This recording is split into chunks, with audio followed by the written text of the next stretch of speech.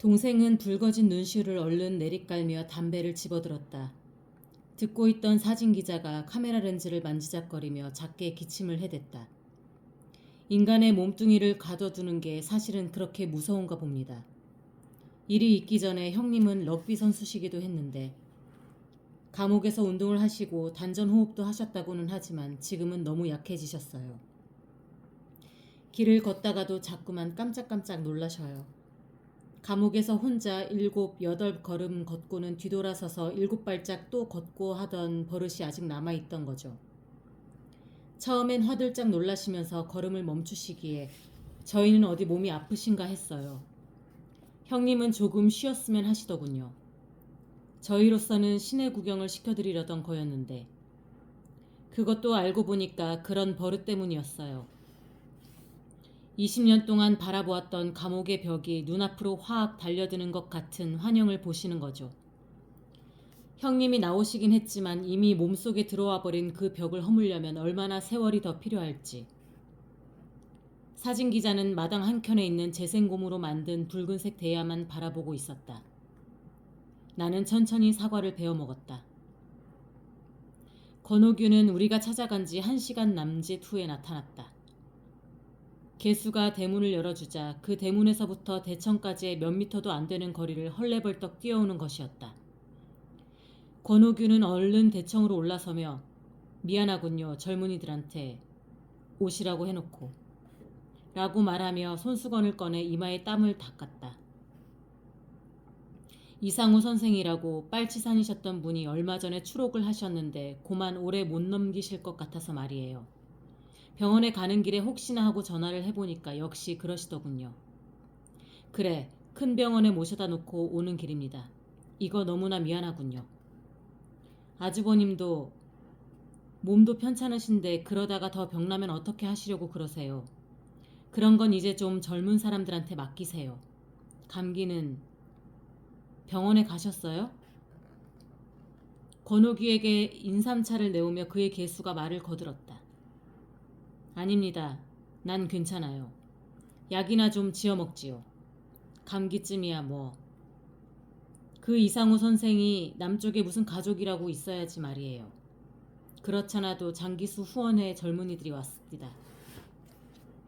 그는 우리를 앉혀놓고 개수씨와 오래 말을 한 게 미안하다는 듯 겸연쩍게 웃었다. 웃는데 그의 눈가에 잔주름이 깊게 몰려들었다. 이상했다. 감옥에서 20년을 보낸 사람이 대체 언제 웃을 시간이 있었길래 저 사람의 눈가에는 저토록 오랜 세월을 웃었던 흔적이 팬 것일까. 나는 권오규의 눈가에서 시선을 떼어 두 사람을 마주보았다. 나란히 앉은 형제의 얼굴, 동생 쪽이 오히려 나이가 많아 보였지만 동생 쪽은 머리가 벗어지고 몸이 비대한 편인데 비해 권오규는 얼굴이 좀 갸름하고 마른 편이었지만 만일 그 둘이 나란히 앉아있지 않았다면 닮지 않은 형제라고 생각했을 사람들이겠지만 그들은 닮아 있었다. 뭐랄까 그들의 얼굴에는 그들이 가만히 있을 때는 숨어있던 어떤 아이들의 모습이 웃음을 띨 때마다 튀어나오는 것 같은 공통점. 차를 몰고 가다가 막 수업을 파한 초등학교 앞 횡단보도에 멈추어 설 때 와 뛰어가는 아이들의 모습이 세상에 그건 또 무슨 해괴방측한 상상력인지. 50이 다 된 두 노인네 형제의 모습에서 신발주머니를 덜렁덜렁 흔들며 뛰어가는 아이들. 한 2학년쯤 된 아이가 그래도 제가 형이라고 한 1학년쯤 되어 보이는 동생의 손을 꼭 붙들고 뛰어가는 그런 얼굴을 느끼다니. 나는 얼른 터무니없는 상상에서 깨어나 기자로서의 일을 생각했고 권오규에게 명함을 내밀었다. 그는 연한 하늘색 와이셔츠 윗주머니에서 작은 돋보기를 꺼내 쓰고 내 명함을 들여다보며 고개를 끄덕였다. 하지만 그때 그가 월간 여성 기자라는 내 명함을 보고 고개를 끄덕였을 때 나는 상상에서 깨어나 이상한 기분에 다시 사로잡혔다. 20년 동안 옥살이를 한 그에게 방문을 안에서도 열 수 있다는 걸 잊어버린 그에게 대체 월간 여성이 무슨 상관이란 말인가. 그는 언제 한번 그걸 읽어보기라도 했으며 앞으로도 이런 책을 읽기라도 할 것인가 말이다.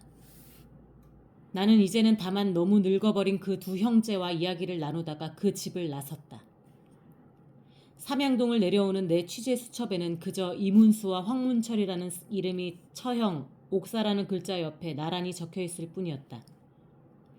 보통 작가를 인터뷰하고 내려오는 길에는 이것저것 문안들이 떠오르게 마련인데 이상하게 제목도 떠오르지 않았다.